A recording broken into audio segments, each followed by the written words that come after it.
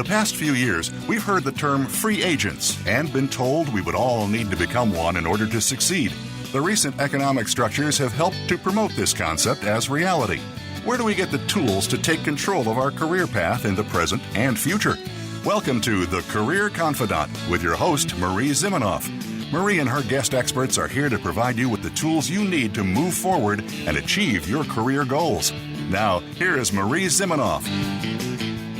Hello and welcome to the Career Confidante. We are excited that you're joining us here today. We're going to be talking about another topic of how you can take control of your own career. And who better to help us and dive into this content right now, especially as we're looking at an economy where job search may become more important than ever, or not important than ever maybe, but I guess we're seeing unprecedented unemployment numbers. So perhaps that's true. Then Alexandra Levit. And Alexandra Levit has spent, the last at least 10 years researching what the future of work will look like. And she most recently has written a book called Humanity Works, Merging People and Technologies for the Workforce of the Future. So we're going to be talking a little bit about the workforce of the future and what that looks like. But before we get to that topic, we're going to talk about the secrets of successful job seekers. And Alexandra, I'm glad that you're here to join us. Thanks for having me, Marie. It's always good to talk with you. Yes. So this research on the secrets of successful job seekers was done by the Career Advisory Board out of DeVry Institute. And tell us a little bit about that research and when it was. Sure. Well, first of all, I think the most interesting thing about it was 5 years ago now that we did this research where we surveyed about 600 U.S. professionals of varying ages across multiple industries to determine what sets the most successful job seekers apart from the pack. And how we define the successful job seeker was someone who either received a job offer without ever actually starting a job search, so we call those passive job seekers, or they accepted a position less than 6 months after starting their search. And what I find fascinating about that today is all of the same things that we found that successful job seekers were doing 5 years ago, more or less they're still doing those things. So in other words, those things work, and so we should stick with them, and we can definitely talk about what some of those things are. Yeah, and so this was a time where the economy was bouncing back a little bit from the 2008 recession, but it wasn't quite, the employees market that had become most recently. And so people were still struggling. And it's interesting that you say, the successful job seeker landed within 6 months, because most people would think, oh my gosh, that's forever. But of course, we know that the average job search is at least 6 months, if not longer, in a down economy. Yeah, so, especially, yes. What are some of those secrets? Well, first of all, and I know that this is probably not a surprise to people who listen to this show, but effective job targeting is number one.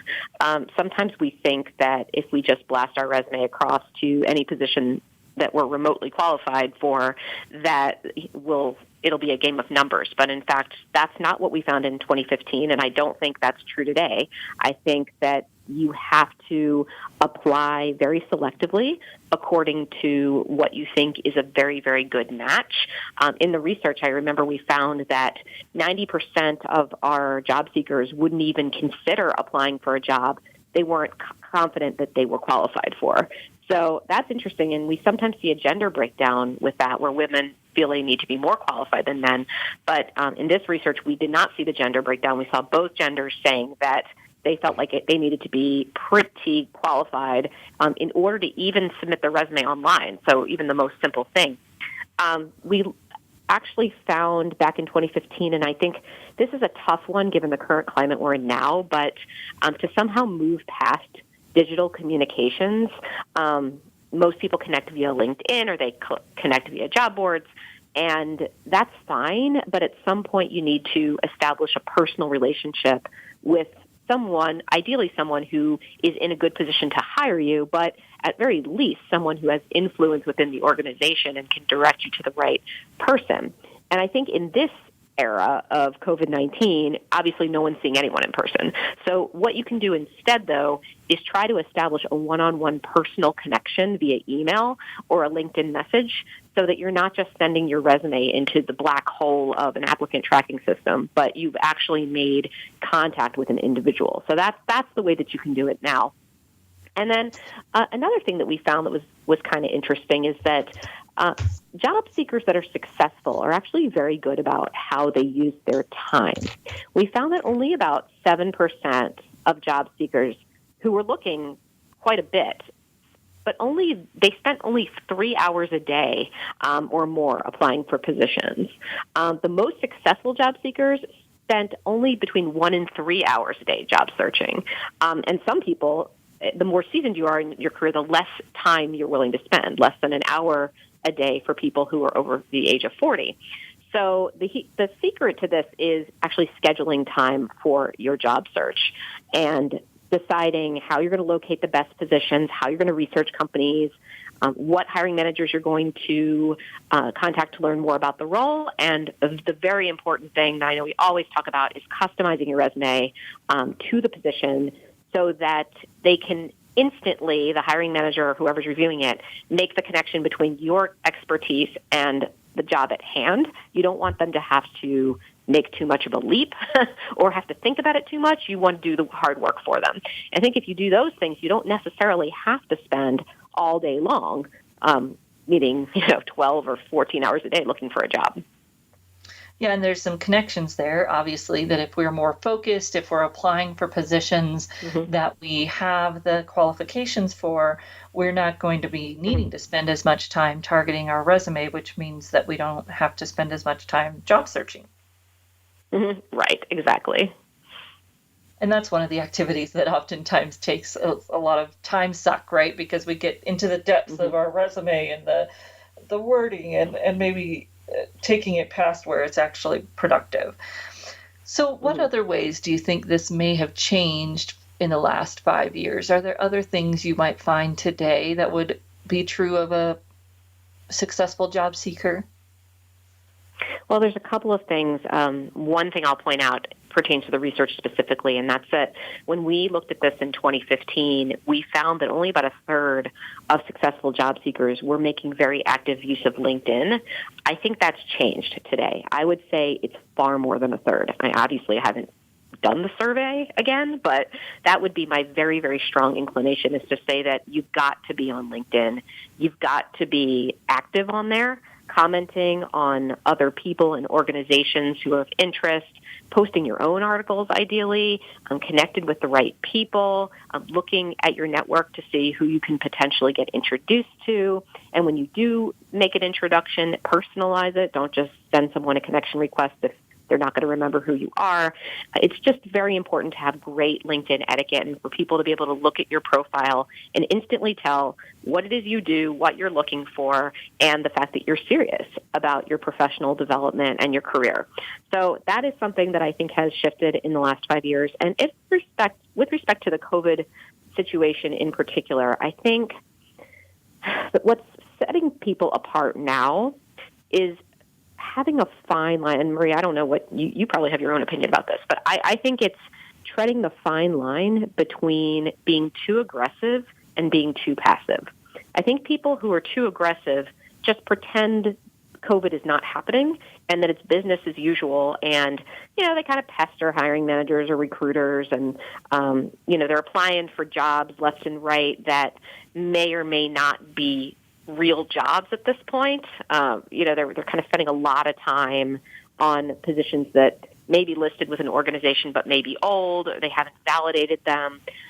And I think this is a mistake because you're just going to end up wasting a lot of time when the truth is organizations are hiring, but you've got to be very selective in who you go after because there are some industries that are just decimated right now and aren't hiring anyone. And so you have to understand what's going on in the world at large. You have to know that hospitality, retail, those types of by and large, except for like groceries, which are up on the up.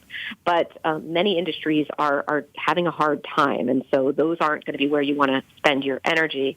And so I think people who are successful are being smart about those things, selecting their industry, crafting their expertise to the current needs of many organizations. So one thing I hear a lot of smart and savvy college grads doing is offering unique technical expertise to organizations who are struggling getting their entire workforce online, collaborating with digital tools. And if you're a young professional, like this is something that you might excel at.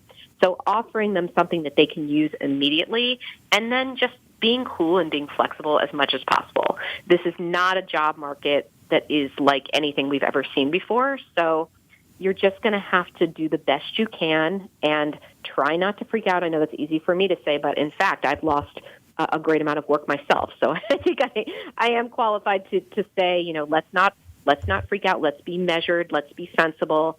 And let's be cognizant of the fact that this is a stressful and difficult time for anyone, regardless of whether they're a hiring manager or recruiter. The people that you're dealing with as a job seeker are freaking out and stressed out just as much as you are.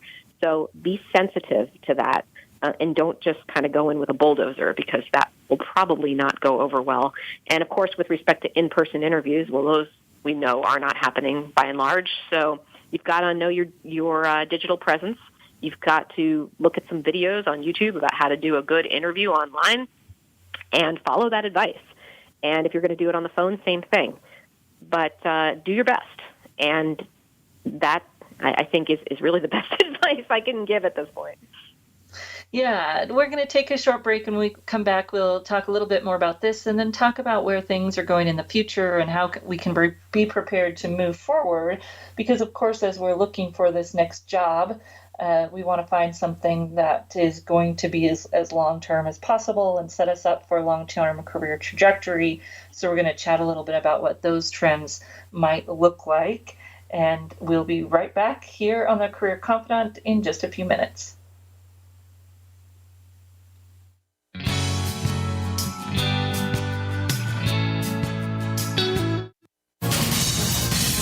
Voice America Business Network, the bottom line in business. You know that the career landscape has changed and that you need to be proactive about managing your career. You can have the foresight, skills, and confidence you need to take charge of your career and seize opportunities. A strategic advantage and career expert, Marie Zimenoff has helped thousands of leaders like you get focused, get found, and get hired. Visit getcareersmart.com to find out more. That's getcareersmart.com or call 800-521-2080 to schedule your complimentary consultation. You hear about it all the time. Compromises, destructive malware, major breaches. You can't turn on the news without hearing about the latest cyber event. Learn more about cybersecurity, how it has become one of the most significant threats to our national security, and the battle experts undergo every day on your behalf to protect you, your families, and your data. Task Force 7 Radio with host George Reedus is the voice of cybersecurity around the world. Tune in live every Monday at 8 p.m. Eastern Time, 5 p.m. Pacific on the Voice America Business Channel. Follow us on Twitter at VoiceAmericaTRN. Get the lowdown on guests, new shows, and your favorites. That's VoiceAmericaTRN. From the boardroom to you, Voice America Business Network.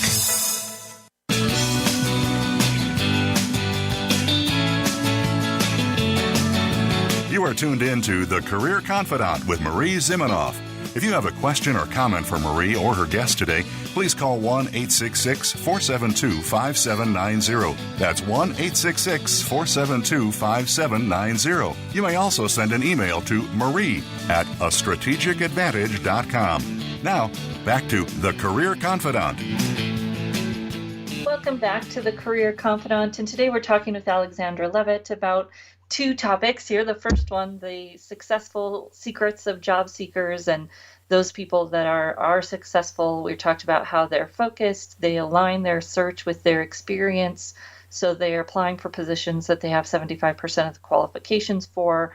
And then you were talking about their networking, right? That they make those one-on-one connections. And yes, you can still do that in this virtual world. And in fact, I've found people more open to that. It seems like, Alexandra, people are kind of hungry for it. And so when you reach out on LinkedIn and ask someone if they want a, 15-minute Zoom call, I'm getting better response on that right now. Mm-hmm. Yeah, that doesn't surprise me because everybody's sort of in the mindset of having a generosity spirit where you want to do whatever you can to help someone else out. And also I think it's not necessarily that people have more time. Their time is just being spent differently. So most people are not running around as much, which gives them time in front of the computer to do something like a 15-minute Zoom call. So I wouldn't say that people are just, hiring managers or recruiters are just kind of sitting around. I wouldn't say that, but I think people are in the right space to be receptive. So that's a really good point. Yeah, and as we're thinking about this, people are oftentimes kind of encouraged to pivot during this time, and that really depends on your situation. If you have, well, you might decide to pivot because your career is being eliminated, and then I would just say stay as close as you can as possible because, as we were just saying, the people who are successful stay in their area of expertise. And if you want to make a career change, now can be a good time because there's so much disruption, but you have to have the financial backing to do that because any career change takes time. So, as you're thinking about this future that we're just going to dive into here, it may be a good time to pivot toward the future. Or it might be time to just barely pivot with this future in mind.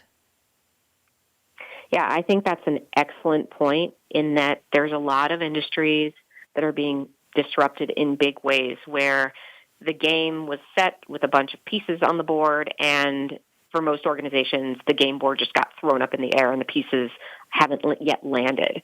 And so that is an opportunity, I think, to really start to think about when the pieces come down, where am I going to be able to add the most value? And some of that is understanding where the world of work was going before COVID happened. And we can talk a little bit about that. One thing that was happening was organizations were starting to make greater use of contract workers and remote workers even before we all had to work from home. They were starting to formulate what are called swarm teams, which means a team was assembled and it could include contract workers, subject matter experts, consultants, full-time employees, and some artificial components like algorithms and chatbots for the express purpose of solving a specific business problem. And these teams would be formed very quickly and they would disband very quickly.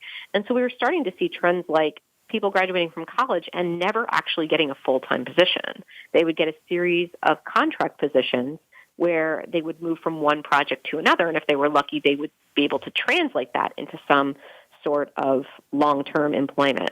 So that was a trend that was absolutely happening. We were finally starting to see the baby boomers exit from management positions and the smaller Gen X and then the larger millennial or Gen Y generation coming in and having a different way of managing organizations that was much more flexible, agile, transformational, open to different and new perspectives.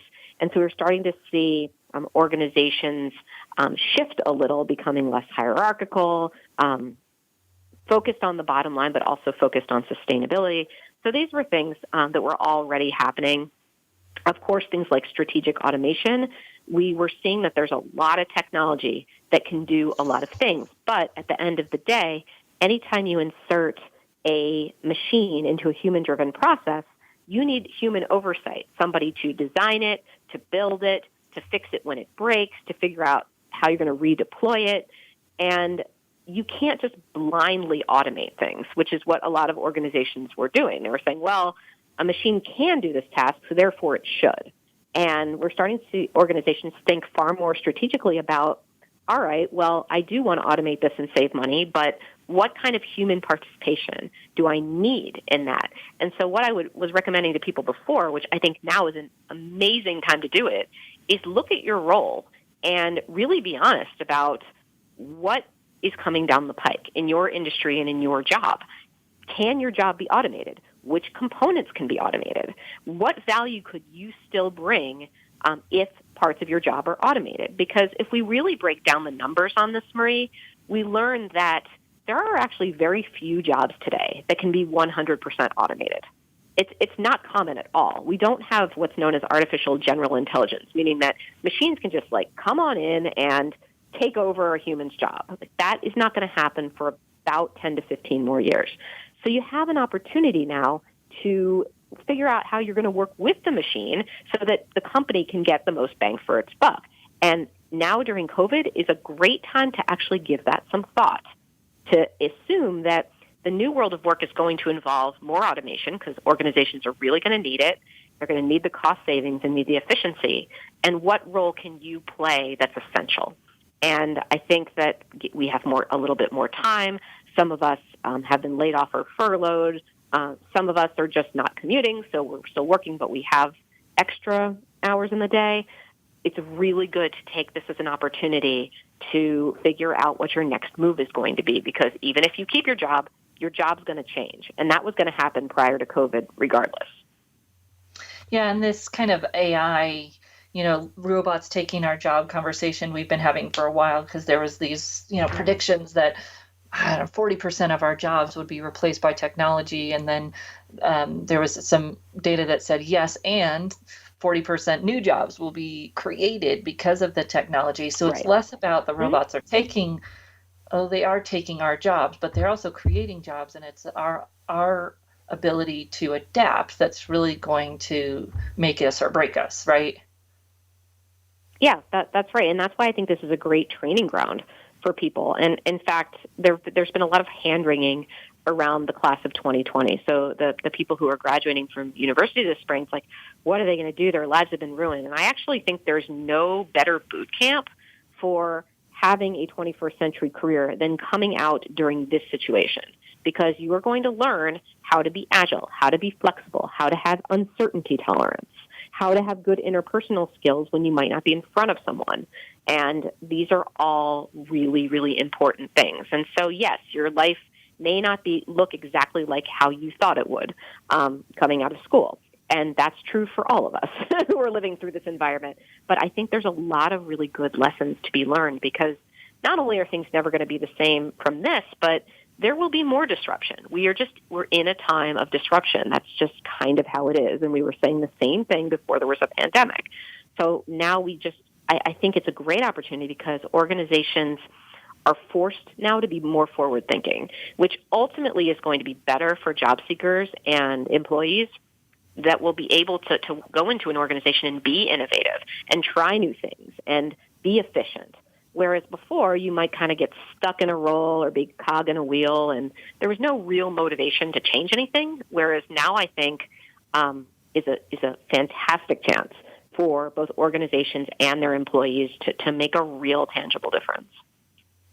Well, it's interesting. So the director of e-recruiting for Intel, amazing gentleman. He's going to do a live session with me on Facebook Live on Friday. And he was saying that this is also a great time for those new graduates and for the rest of us to look around at companies that are doing well right now and say, okay, this is great. There's kind of a selection process that says, hey, these companies have pivoted quickly. Obviously, if they're doing okay, they've been able to make people work remote quickly, which means they are good at change management. And so we can look around at the businesses that are hiring, which there are lots. And we've got a website up on the Career Thought Leaders website who's hiring. There are a lot of people that are hiring right now. And it's not just the Walmarts and the Amazons, although oftentimes people think, if Amazon's hiring, it's that they want me in their warehouse. And that's not true. There are a ton of work from home, project management, data entry, all kinds of positions with Amazon. And you can look and see, okay, these companies pivoted quickly, and that's the type of company that I'd like to work for. I think that's a brilliant point.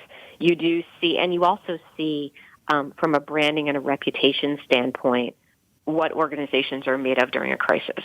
Like, you see organizations that are being called out for both good and bad behavior, and that really gives you a lot of information that sometimes you would have had to wait years being employed with an organization before you would learn. And so that helps you kind of steer clear because you do want to work for an organization that's doing right by its community and by its people, even when sometimes that means there are sacrifices that need to be made.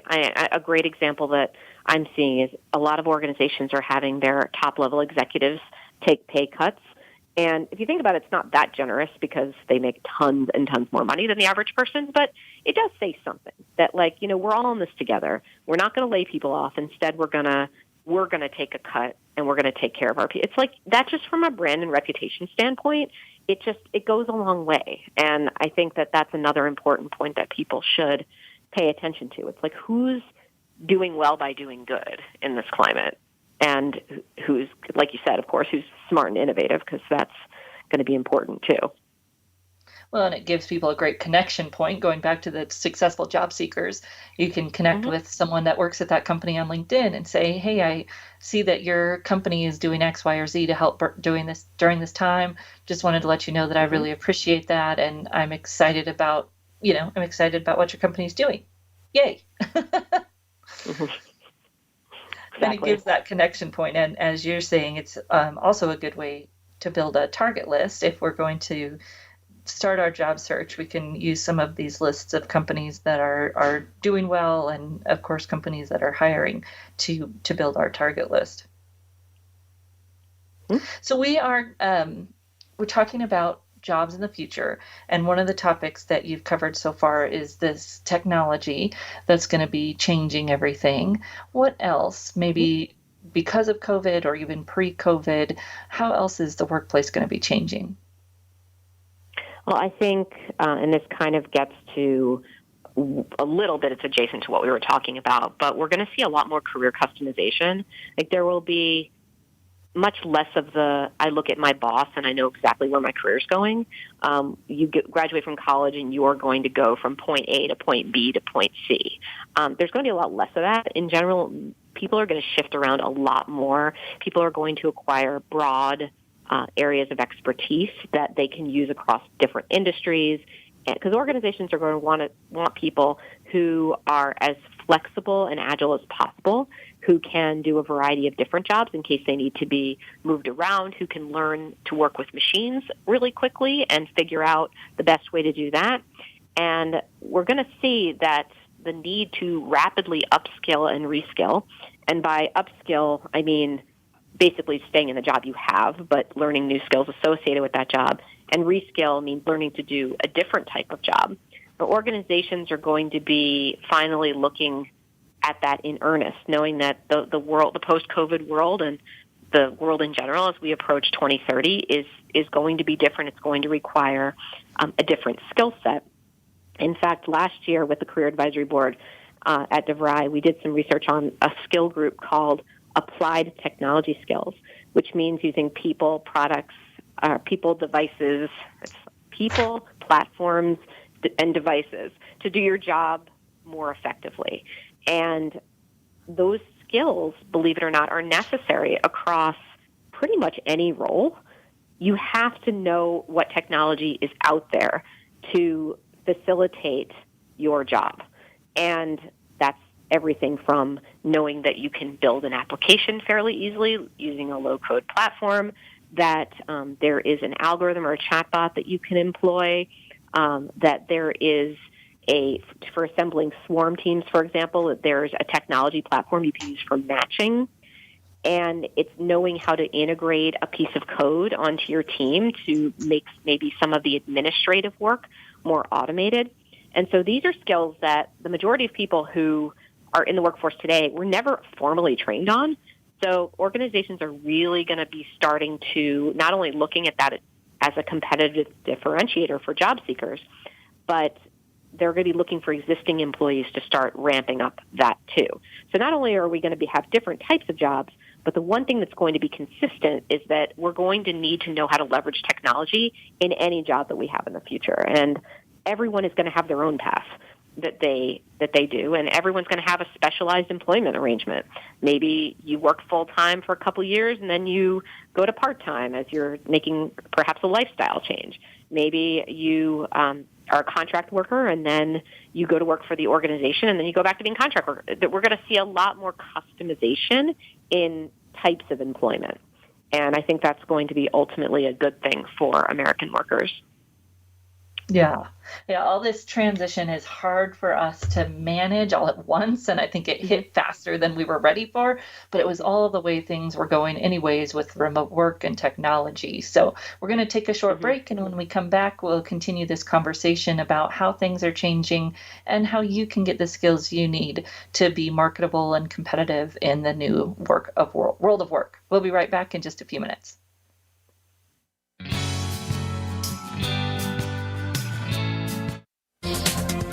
The business community's first choice in Internet Talk Radio. Voice America Business Network. You know that the career landscape has changed and that you need to be proactive about managing your career. You can have the foresight, skills, and confidence you need to take charge of your career and seize opportunities. A strategic advantage and career expert, Marie Zimenoff has helped thousands of leaders like you get focused, get found, and get hired. Visit getcareersmart.com to find out more. That's getcareersmart.com or call 800-521-2080 to schedule your complimentary consultation. Today, we live in a truly global environment. Business can more easily be conducted now in almost any part of the world. How do you, as a business owner or professional, navigate the ever-changing business landscape? Tune in to Leadership Beyond Borders with host Kimberly J. Lewis. With a worldwide resource of guests, you'll find out what opportunities and challenges surround diverse and virtual organizations. Listen live every Tuesday at 3 p.m. U.S. Pacific Time on the Voice America Business Channel. Think you've seen everything there is to see in online television? Let us surprise you. Visit voiceamerica.tv today for sports, health, business, and more on demand 24/7. Voice America Business Network. The bottom line in business.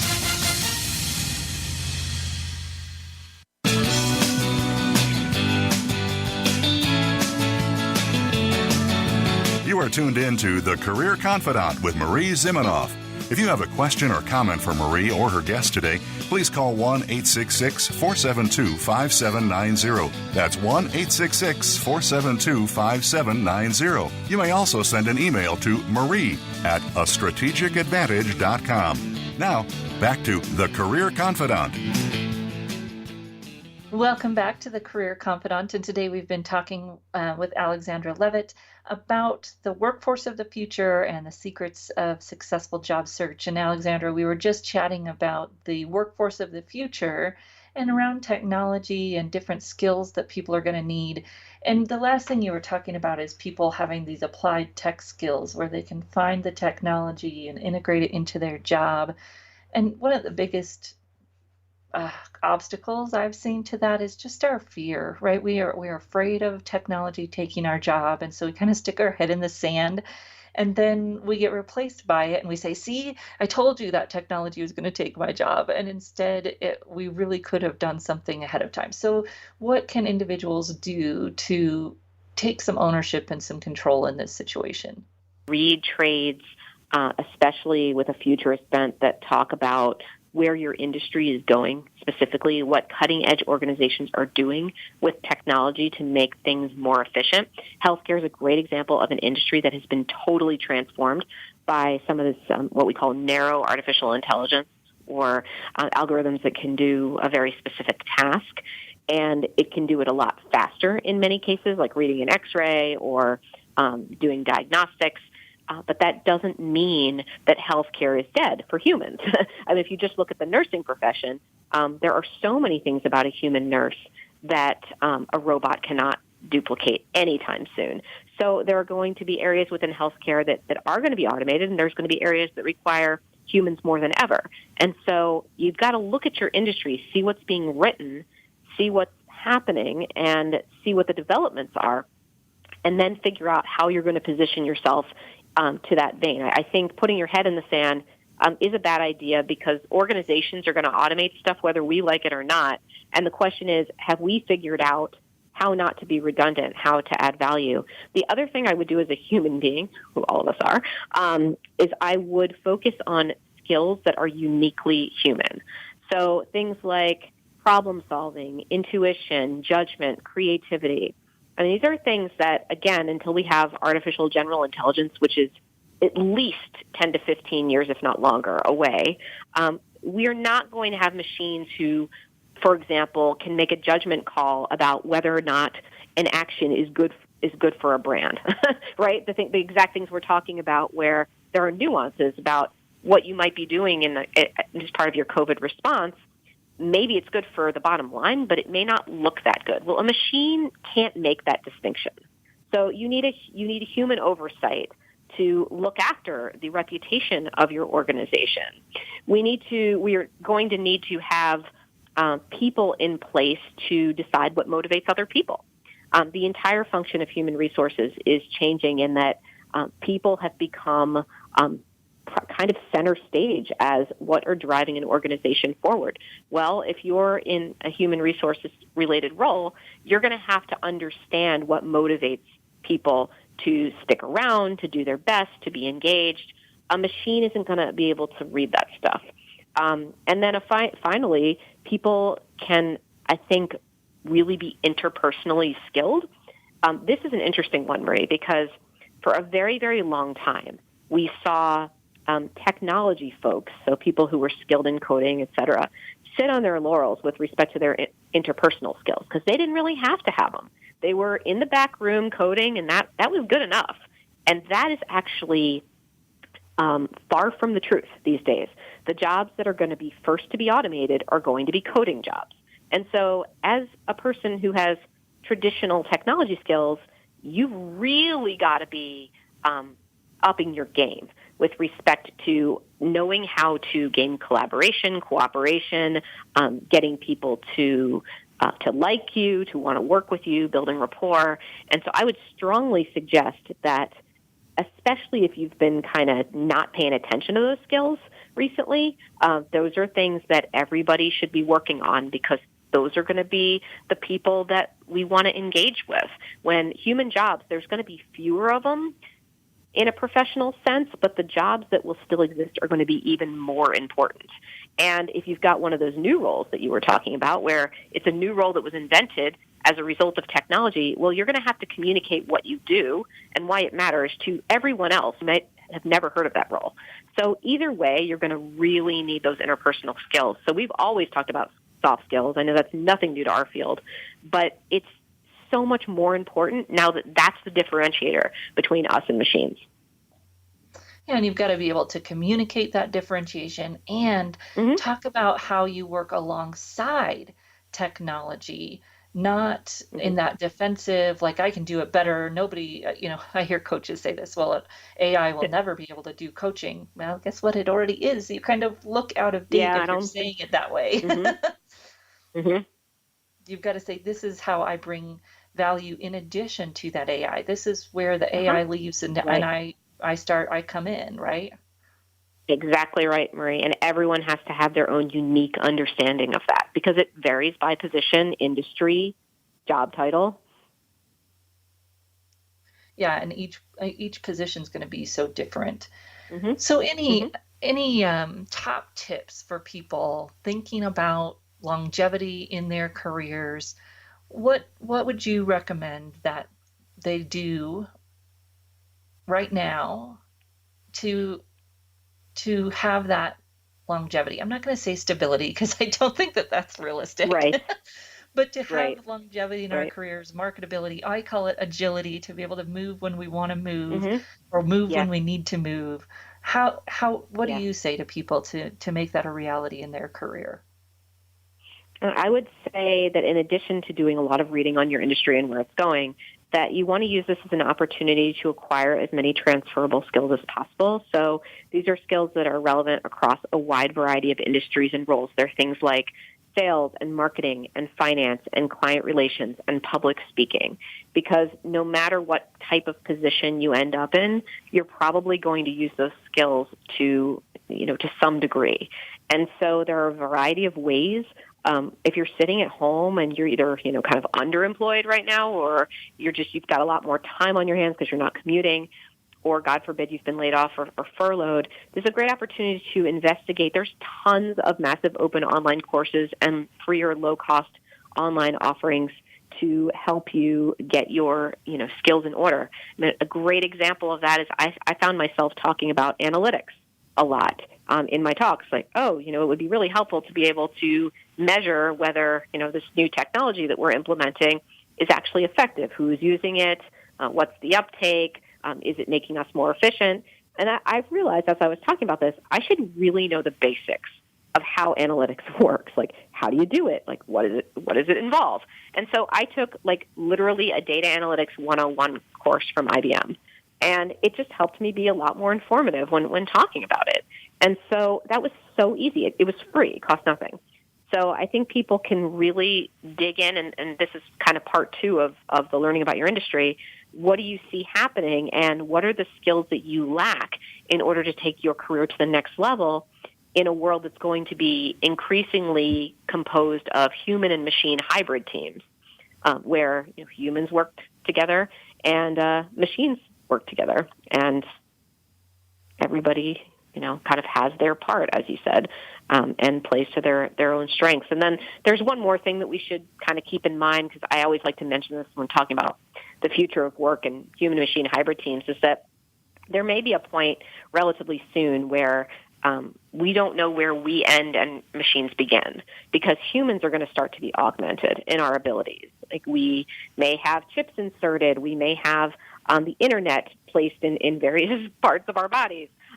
So there's going to be a kind of hybrid that exists where you will be able to learn different skills and master different tasks in kind of a different way, because you'll have these enhanced capabilities. So I think knowing what is coming down the pike in your industry with respect to these enhanced capabilities is going to be really helpful, because then you can kind of get on top of that and maybe even be a huge source of innovation for your organization. Like, hey, did you know that we can augment our existing capabilities by doing X?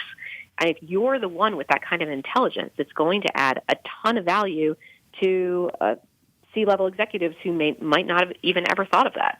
So it's a great time to really dig in and think about what's going to happen next. I think everyone can be a futurist. Everyone can look at patterns percolating up through the market and determine, okay, well, where do I have an opportunity here to add value in a way that I didn't before? Yeah, and it might be hard for us to see that right now, especially if we've lost our job and we're struggling. Mm-hmm. So go back to the first part of the show where we talked about the secrets of job seekers. Get stable first, and then start to think about, how do I make sure that I'm in the best position possible when this happens again? Because hopefully it's not a global pandemic, but history shows that we've got this cycle. Things go up and things go down, and we want you to be ready for this when it happens again. So Alexandra, how can people follow you and get your books so that they can be ready when this happens again? Terrific. Well, the book Humanity Works is available on Amazon and actually most online booksellers, and I'm going to be doing hopefully another edition of that soon. So feel free to let me know your feedback. I have a book for college grads called They Don't Teach Corporate in College that just came out in a new edition. So feel free to check that out and let me know what you think. That one's always being updated too. You can find me on Twitter at @Levit and also on LinkedIn at Alexandra Levit, Levit. I really welcome the opportunity to hear from everybody who's listening. Like, what are you finding out there? What's been your experience? Where do you think there are gaps? And overall, I just wish people peace. I wish people luck. This is not an easy time, and we all know that, but I think that if we just take one day at a time, try to take one small step at a time, you don't have to know what the whole path is if you just know what the immediate step in front of you is. That's all we can really do right now, and I'm wishing everybody health and peace and love, because this is a tough time. Yes, so thank you so much for sharing your time and expertise with us, and I really enjoyed getting to chat with you again, so thank you very much. You're welcome. It's always a pleasure, Marie. Thank you for having me. Yeah, so we are going to say goodbye to Alexandra. I'm going to come back for our last segment and just give you like a top 5 takeaways on the job search and top 5 takeaways on future-proofing your career. So stay tuned for that. Thank you again, Alexandra, and we'll be right back here on the Career Confidante.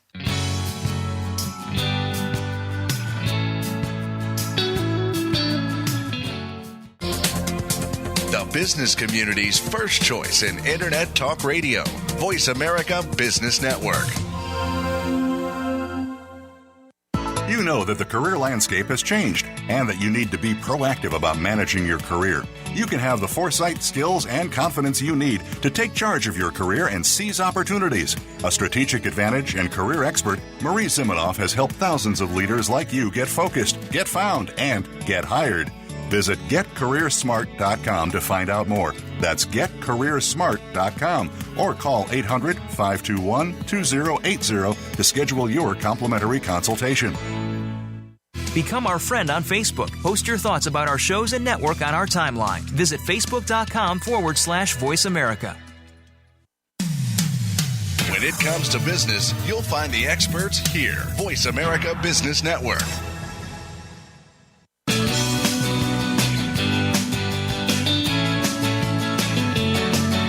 You are tuned in to The Career Confidante with Marie Zimenoff. If you have a question or comment for Marie or her guest today, please call 1-866-472-5790. That's 1-866-472-5790. You may also send an email to marie@astrategicadvantage.com. Now, back to The Career Confidante.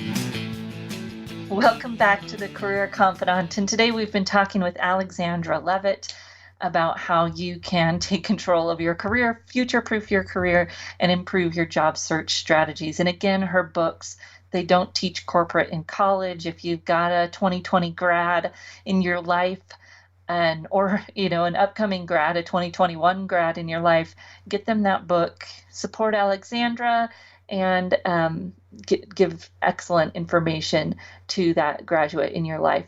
Humanity Works, Merging People and Technologies for the Workforce of the Future is her new book. So if you're thinking about how can I position myself to be employable as technology comes into my field, that's a great read. Give you the research. Alexandra's, she's a researcher.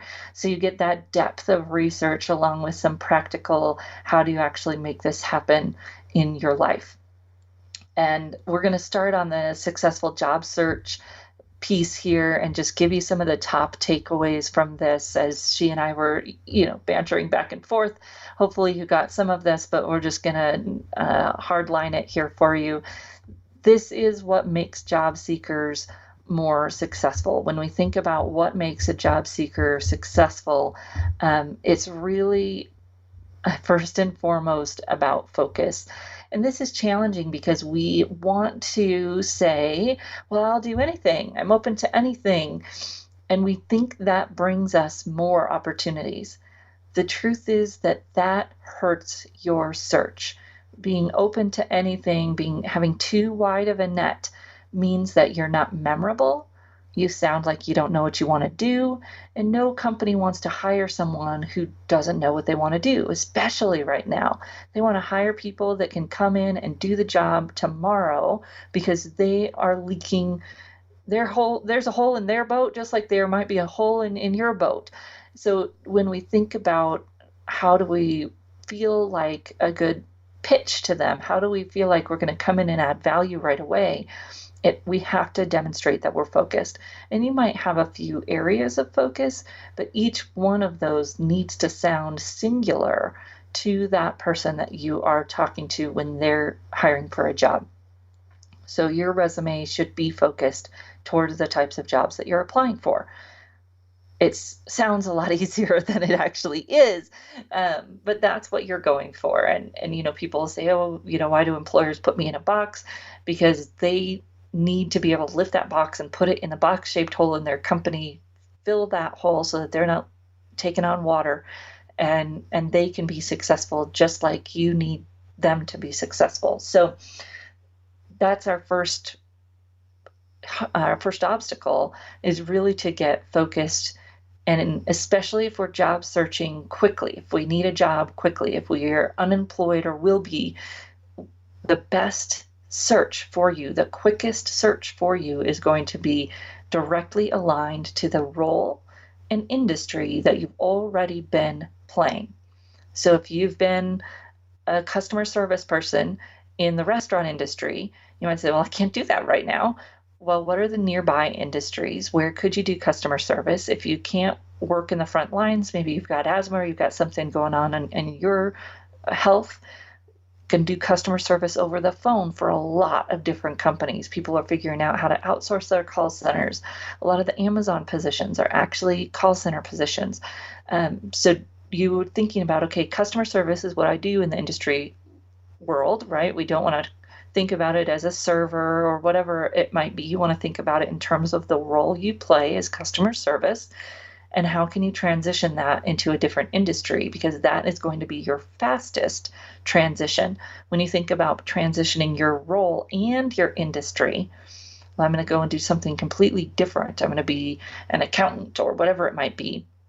It's going to be longer to get that job search. Sometimes might require you to go back to school or require you to somehow build on an education that you haven't used in a while. If you got your degree in accounting a few years ago, but you've been working at a restaurant, you might start moving in that direction in a different way. But for your current job search to get out of being unemployed, if that's your need right now, you want to stay as close as you can to your last role and your last industry. That's the secret of the most successful job seekers. They're applying to jobs where they have 75% of the requirements or more.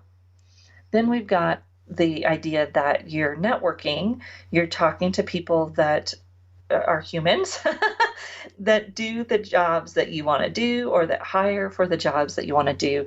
And you make those connections one-on-one in LinkedIn. Go back a few weeks, we had a session with Kyle Elliott where he was talking about how to reach out to people on LinkedIn and the message to send. You can use that same idea through Facebook or Instagram. Don't feel like you have to start with people that are foreign to you. You can start with your own friends and family and ask them, who do they know who works at Amazon? Who do they know that used to work at Amazon? So you can start your network from the inside out instead of feeling like you have to go and try to meet brand new people to make this work. Then you've got a plan. You know how you're going to spend your time. You've got that target list. You're using that target list to move systematically through your job applications, your networking. It's all coming out of that target list, and you're using that as your guide to run your job search.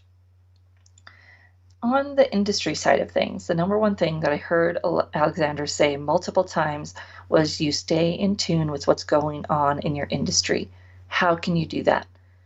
Listen to industry calls, read industry publications, join industry LinkedIn groups. Some of the time there's just a bunch of article posting, but figure out where do the good articles come from your industry and get on their direct lists so that you're getting the best stuff in your email box, things you can actually use to stay on top of it, to suggest ideas if you are currently employed, and to come up with ideas if you're unemployed. If you are employed, go to those company meetings. Know what's going on in your organization. Don't get caught off guard and don't fall prey to the trap that if I got my head down and I'm working hard, I won't get laid off. No, you got your head up. You're networking. You're paying attention to what's going on in your industry. And then if you get laid off, you'll move quicker. That is your goal. Networking within your industry, networking within your company, knowing what's going on in the industry, knowing what's going on in your company, being a voice, being a presence that people can see and feel and hear. If you're just working on your own work, you're missing out. And now it's even harder because we're all virtual. You've got to be on those Zoom calls. You've got to be video present so that people can see you. Don't cop out by just joining on the phone. Get yourself ready. Get in front of the video so that people can see your presence on those calls as much as possible. That's how you get yourself visible and how you continue. Join your industry associations, same thing. Get on those meetings via video. Have a presence so that you have a network if and when you need to make a transition. And of course, join us back here next week for the Career Confidant, where we'll be sharing more tips, tools, and motivation to keep you in control of your own career and your career advancement, career management. That's why we're here. If you have any thoughts or questions, feel free to reach out to me at Marie, Marie, at careerthoughtleaders.com. We look forward to seeing you right back here again next week on the Career Confidante.